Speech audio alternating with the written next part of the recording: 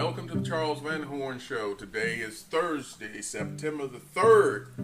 Again, this podcast focuses on race, religion, and politics.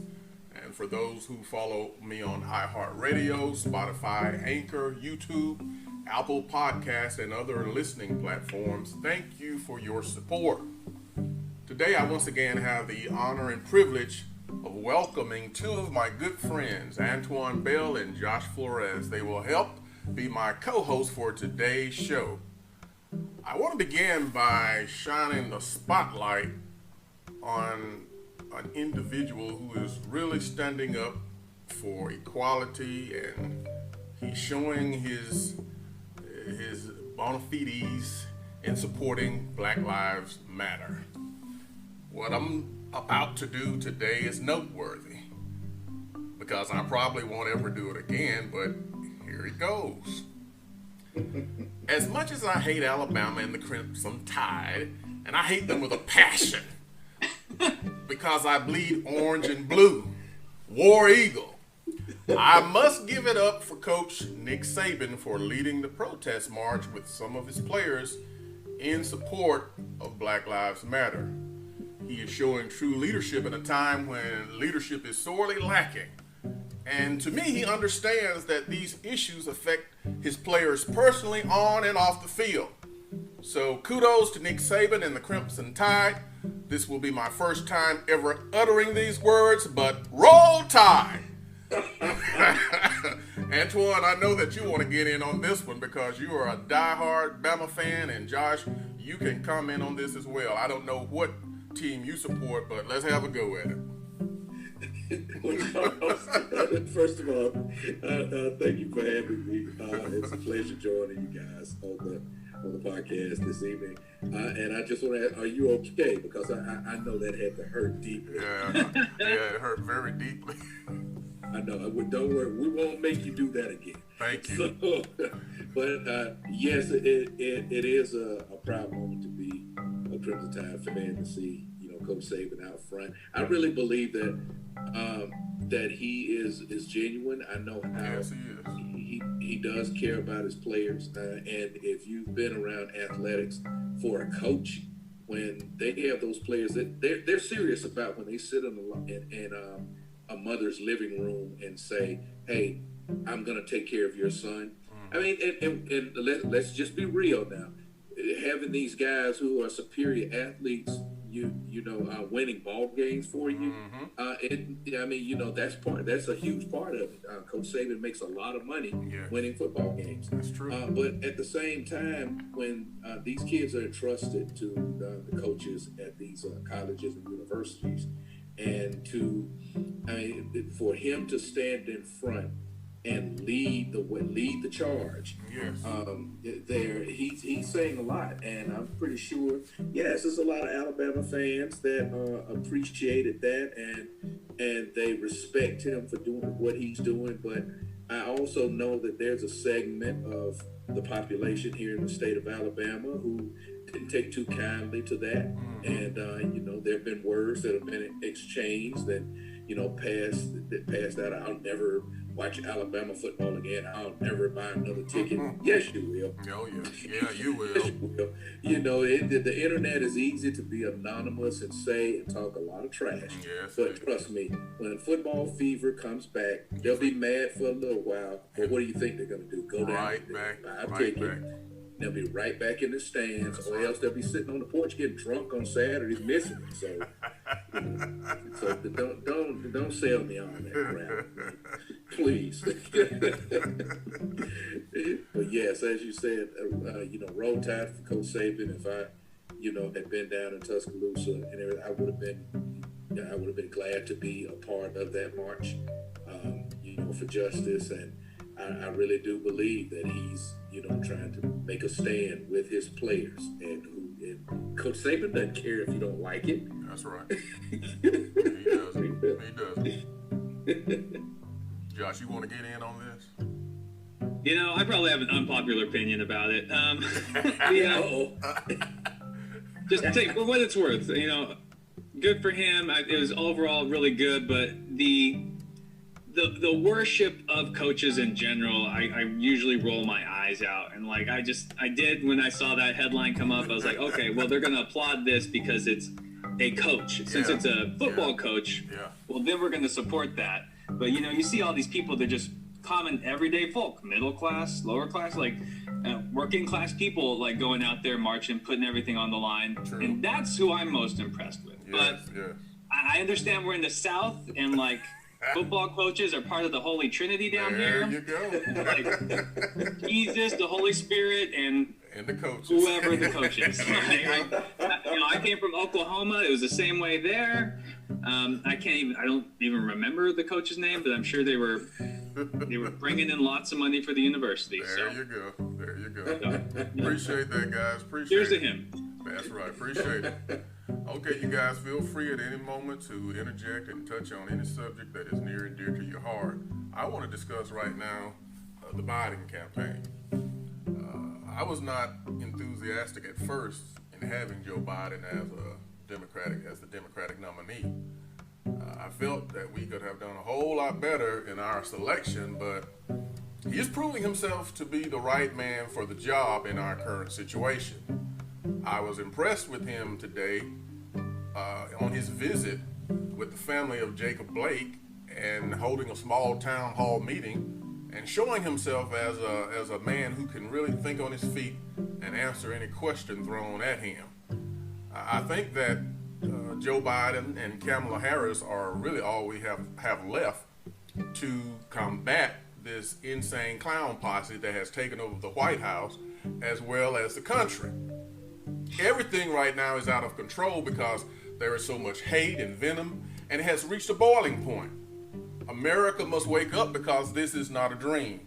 It is a nightmare, and our lives depend upon us waking up and doing a course correction, because where we're headed right now is not a place where we should be headed as a nation. And I was really pleased to see Joe Biden step up to the plate, because the President Trump had called him out on occasion as being locked up in the basement. But Joe proved to me today that he can pretty much stand on his own, and that he came out with his fist swinging, and he's actually describing the current situation in our country, and he's also placing this blame squarely on who it should be placed on, and that is President Donald J. Trump. The reason we're in this predicament as it relates to the pandemic, COVID-19, is because of President Trump. He's the man in charge, and as most presidents in the past have said, the buck stops with me. So he must take responsibility not just for the good times, he has to also take responsibility for the bad times as well. So that's my 2 cents on the political front. I think Joe Biden is doing a good job. I hope that he and Kamala step it up and come out fighting. That's what we need right now, someone to fight all of these conspiracy theories, all of these lies, all of this hypocrisy, and just to let the American people know that a lot is riding on the line right now, and we need to be honest with the American people. I am 100% on board with Biden-Harris, and I know that's the right choice. But how confident are you of their victory at this point?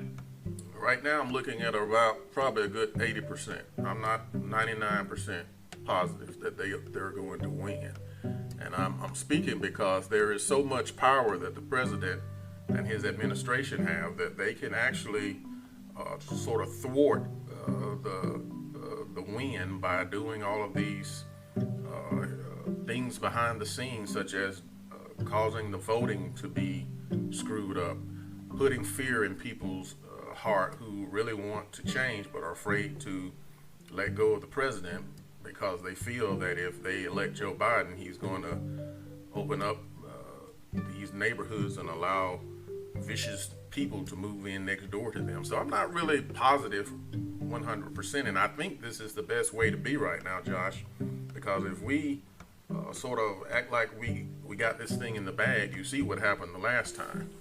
we'll end up Right. sitting on the sidelines again, holding our head in our hands. It's like we need a healthy amount of doubt.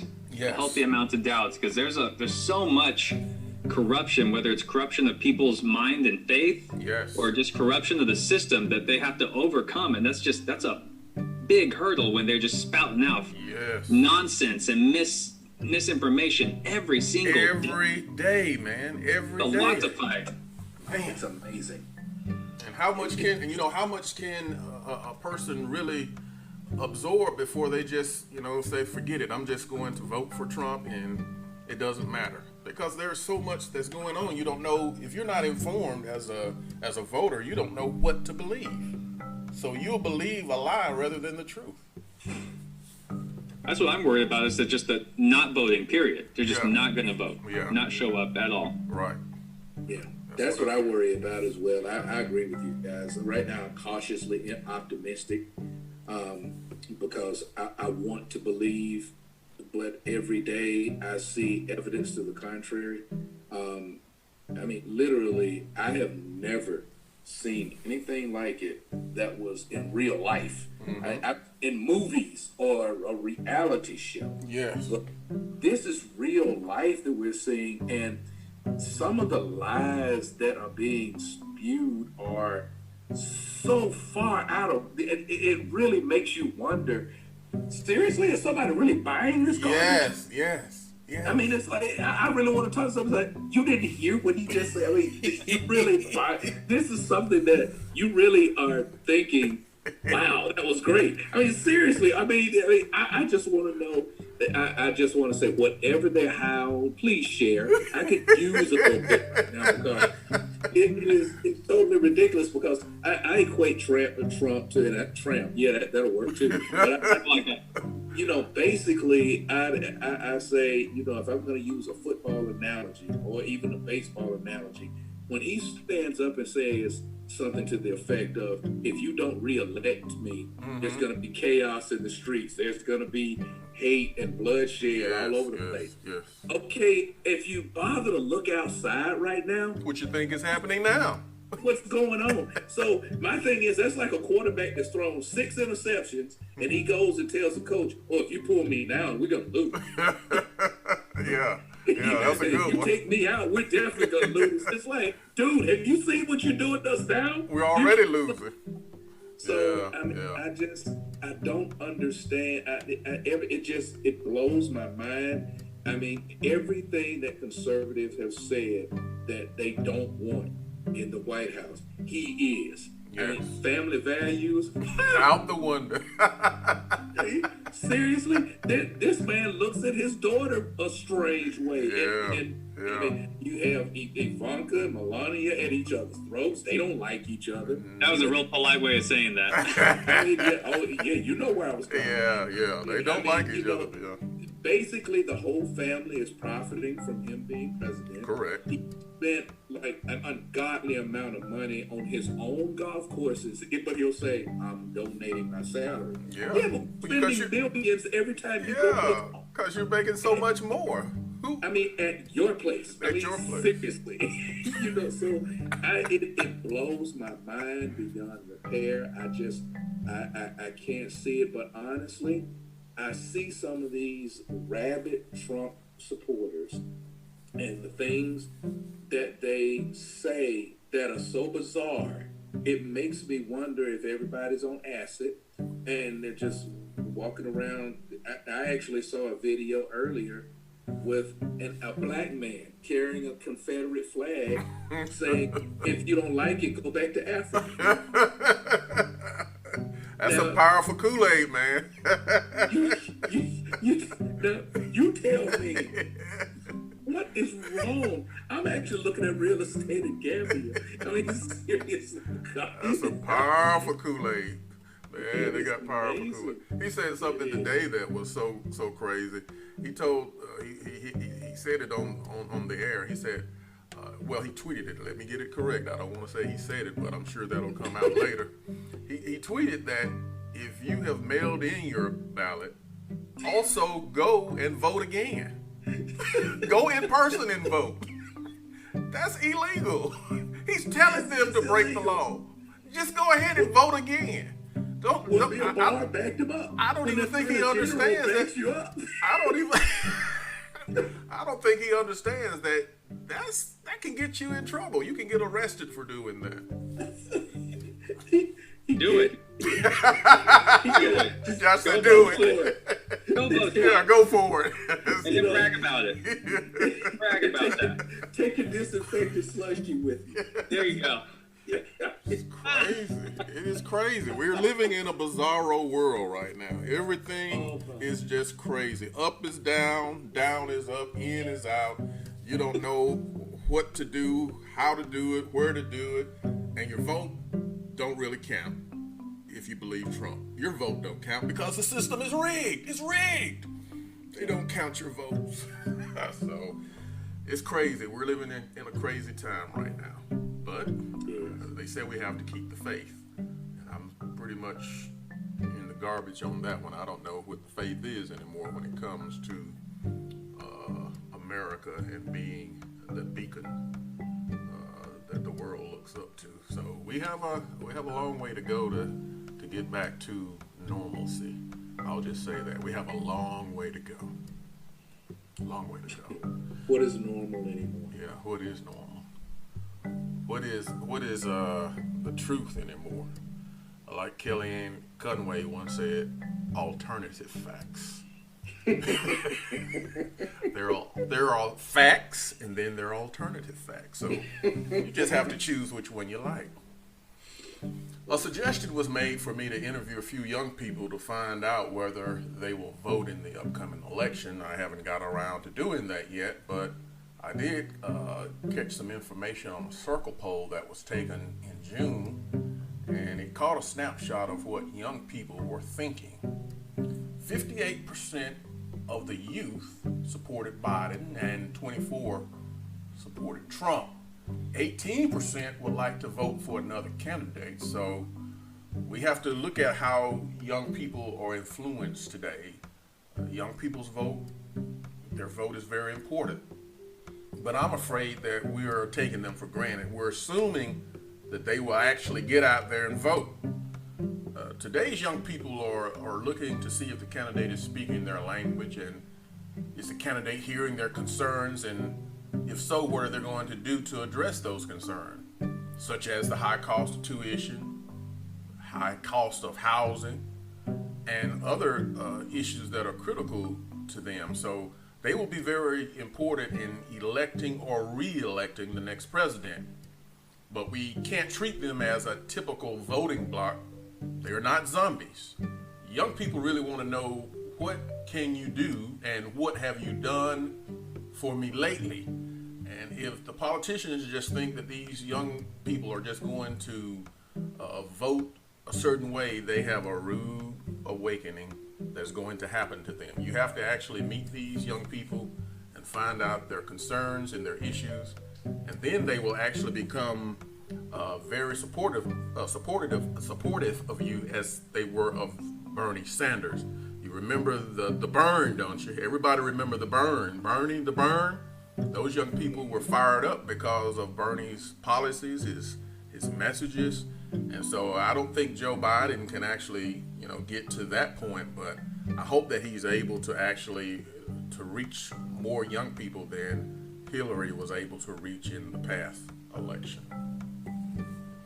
I think that one of the biggest issues is that we've oversimplified voting, and we think that we vote for the candidate and they're going to do everything they say. We don't know that, we actually have to stay on that candidate, hold them accountable, and stay an active participant in politics, unfortunately. Correct. Especially now. Like, we have to talk to our local representatives too, not just vote for a president and think, it's going to improve now, right? Correct. Like, there's work to be done afterwards. That's right. On the local level, there's a lot of work to be done, and the president is not, Santa Claus. They're not going to solve all the problems. And good point you made, Josh. A lot of these issues are local, and I'm finding out that even though if we look back right now at the polls and Joe Biden is leading, the national polls really don't mean a thing. It is those state polls that matter. where is Joe Biden right now in the state polls? And I'm hoping that he can become a little stronger, and I'm hoping that Kamala can actually get out there and help him, because he needs some shoring up. He's doing a good job, but we have to remember that he is 77, and if I'm not mistaken, Trump is 74, something like 74. that. So we have two geriatrics, two senior citizens who's running for president, because there was nobody more qualified than these two. It's amazing, isn't it? Well, that's actually some funny semantics right there. You said no one else was more qualified. Not too sure about them not being more qualified than not as popular, because I really believe that Joe Biden was kind of the pick once he decided that he wanted to run, by virtue of the fact that he was vice president to Barack Obama. Because I believe that on that stage there were more qualified candidates that were there. Yeah. But from the beginning, the media kind of made it. They dubbed Joe Biden as the who was going to be the one that was going to go up against Donald Trump. But you said earlier, right now, and I posted one up on Facebook, and it was wonderful. He's good enough. Yeah. He's good for the situation for right now. It's going to take more. I like the people that are supporting him, that are around him. I think Kamala Harris is going to be a strong running mate. She doesn't back down or cower away from a fight. True. So she'll be good. Bernie's, maybe he can, galvanize that millennial audience that he had following him to say, hey, jump on board. This is the way we need to go, and make it more about what the real mission is. It's not just about Joe Biden. That's correct. It's more about, ousting Donald Trump and the whole group that's around him. It's not just about him. It's Mitch McConnell. It's trolls that you always see behind him on stage. And we also need to educate our young people that are coming up. It's not just about the president and the cabinet, even though Donald Trump's made it about Trump world. Right. Not for the Senate that's standing behind him on everything that he does. He doesn't have that power. I don't care if he does have an executive order. When Obama was in, the Republicans controlled both the House and the Senate. So it was nearly impossible for him to get a lot done, because it would just get blocked. Correct. Even in the impeachment hearing. I mean, the Congress, the House, they did what they were supposed to do, and they had the pomp and circumstances of walking down the hallways and delivering it. Meanwhile, the senators over there, the Republican senators, are like, hey, what's on TV? They never planned to ever even listen to the evidence. It was a done deal when it got down there. They were looking at their watches. Hey, we going to lunch anytime soon? They just wanted to get it over with. It was never going to go through. Right. So the public needs to be educated, and it's just not about the president. We don't have a dictatorship as much as the dictator-in-chief wants to be one. That's not the way it goes. We have a system, and you have to pay attention every 2 years for those senators. Correct. And you have to make that change, as you said earlier, as you guys talked about, on the local level. Everything has to be, you have to watch everything, because otherwise you end up with what we have now, which is a total bucket of chaos. Yeah, it is, and it's crazy. What do you guys think about the Lincoln Project? I've donated to them on occasion. They're putting out good videos to show the contrast between Biden and Trump, and they have some good material that they're actually putting out there. The Lincoln Project, I think, is composed of a lot of Republicans, former Republicans, who are really trying to stand on the right side of history, because they see the course that the president has actually put the country on, and it's not a good one. So they're trying to turn this thing around and trying to make him a one-term president. Let him get his 4 and get out the door. But I think it's going to take all of us standing up and speaking our voice and saying what we have to say to let our voices be heard, so that we can actually be accountable, and hold others accountable in a time such as this. Because if you think about it, man, our very lives depend on it. We're battling not just the regular flu, but now we have a pandemic. We have all kind of uncertainty going on. So we have a lot that's going on. So we have to stand up, and we have to, express ourselves, and we have to do what needs to be done. This podcast is just one. It's just one way of doing it, but there are still other ways. You can support local and national candidates. You can put your money where your mouth is. You can donate. You can work on a campaign. You could also sign up, to be a poll watcher. You can do several things. So you have to be involved. Even I was involved myself in our local election for mayor. I actually just rolled up my sleeves and went out and met the mayor, talked with the mayor, and got to know her. And it's really all about us doing what we need to do for the betterment of ourselves and our family. So you have to take that responsibility personally. So I decided to do something that I hadn't done in a while, and that was get involved in my local politics.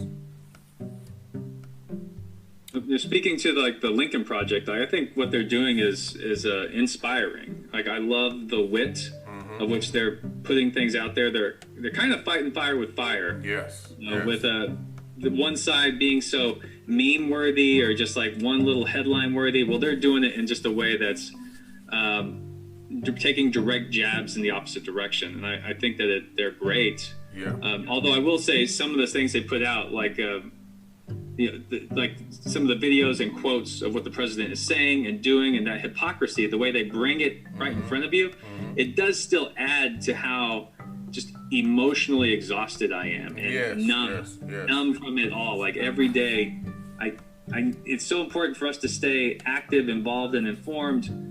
But I keep on thinking, I need a break. I need a break from the news, but I know that I'm going to miss something. Yeah, we all need a break from it, but you already know that if we just, say for instance, we took 2 months away from watching everything, we would miss out on so much, because this president, he does so much. His lies cost people's lives. He lies consistently. He lies constantly. He is more than an habitual liar. He lies just for the fun of it. I don't even think he knows that he's lying anymore, because someone asked him, that's not true. He said, oh yes, it is true. I don't even think he recognizes a lie anymore, because he seems to have embraced himself in just telling lies about even the smallest of things. And it's crazy. It's exhausting. It works on our psyche. It works on our spirit. It works on our physical well-being. All of it is damaged because of this constant 24-hour clown show. And that's exactly what this is. And whether you watch it or listen to it or not, you're still going to be affected by it. Trust me. It's going to affect you whether you watch it, hear it, or know about it. Because what the president does affects us all. I think the only way you can actually avoid being affected by it is to just, move to a cabin in the woods and shut down all of your electronics and all your modes of communication. Because otherwise, the one thing about Donald Trump is that he is a showman. He's the ringmaster, and he's always been that way. And he eats up the spotlight, and he would do whatever it is to hold on to that spotlight. And he's proven that if that means not just, as you said, not just twisting the truth, not just walking parallel to the truth of alternate facts, just flat out lying. I mean, the kinds of things that get other people put in jail, or the things you spank your kids over. I mean, seriously, just flat out lying. I mean, this guy's a professional liar, and he's passed it on to his kids, because Eric and Don Jr. Yeah, they're good. They're good too. Somebody needs some drug counseling. I'll just leave it at that. But hey, really, the whole family. Yeah. I mean, it's bizarre. And what's going to be interesting? You heard about what Cuomo said about. Yeah, I heard that one. That was a good one. He's gonna have to bring an army if he wants to walk down the streets of New York. Now, Trump is the type that'll try that. Yeah, he'll try that because he loves confrontation. He loves confrontation. Oh, this is going to be interesting. But the thing, guys, what I've said is, we're putting all our focus on the, election and getting out to vote and hopefully ousting the whole trash bin out of the White House. But this won't be over after November 3rd. Oh no. Unless the prosecutors that are waiting for him to come out of the White House actually drop the hammer and we see him, frog marched off to jail. You think he actually is going to leave the White House if he loses? Exactly. See, my thing, I'm thinking that he's going to go on TV and what he's going to do is to his base, those crazies that are out there running around with AR-15s, he will actually get in these nuts' heads and say that this was a rigged election. None of this is true. It's not right. Let's rise up and fight. And that's what they will do. Exactly.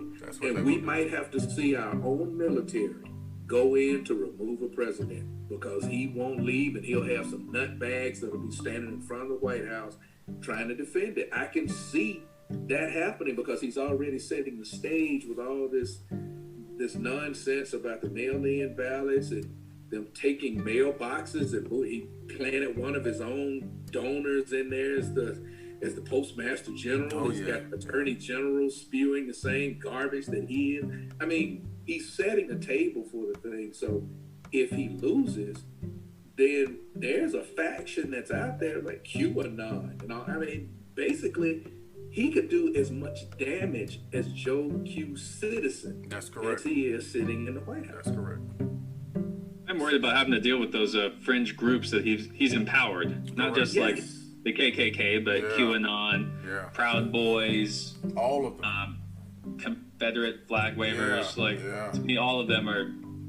I'm not comfortable around them. Yeah, I'm not either. And another thing, Josh, that is so scary is that I don't condone violence. I don't condone any form of violence. But if someone comes and threatens the life of me and my family, I'm going to have to protect my family. You have crazy people out here that if things don't go their way, they want another civil war. That's what they're pushing for. They want a civil war. That's what this is all about. All of these fringe groups that have sprung up recently, they're pushing this because they have been itching for a civil war for years, for decades. And this president has actually brought us closer to that than any other president in history. And it's really frightening. Yeah. And the reporter, Reed, Mrs. Reed on CNN, Trump's calling for them to fire her because she compared what he's doing to what the radicalized Muslims, are doing. And what they do is take it out of context, what she said, and twist it into being something anti-Muslim. But what she was doing is comparing exactly what Osama bin Laden does. When he does his speeches, or what he did rather, because he was taken care of. But when they want to have someone, you have to do some work to get a young person to strap a bomb to themselves and actually run into a building and blow themselves to pieces. This is the kind of thing that Trump is doing. There are people that's driving pickup trucks with huge flags around here. Now, they're not bold enough to strap a bomb to themselves and blow up. That's where it stops. I don't think they'll go that far. But I really believe when you have these individuals driving around saying, Trump 2020, and they're carrying a big gun and they're willing to use it, that kind of stuff. Yeah. There is a very distinct similarity to what happens in it. I mean, Hitler did it in Germany.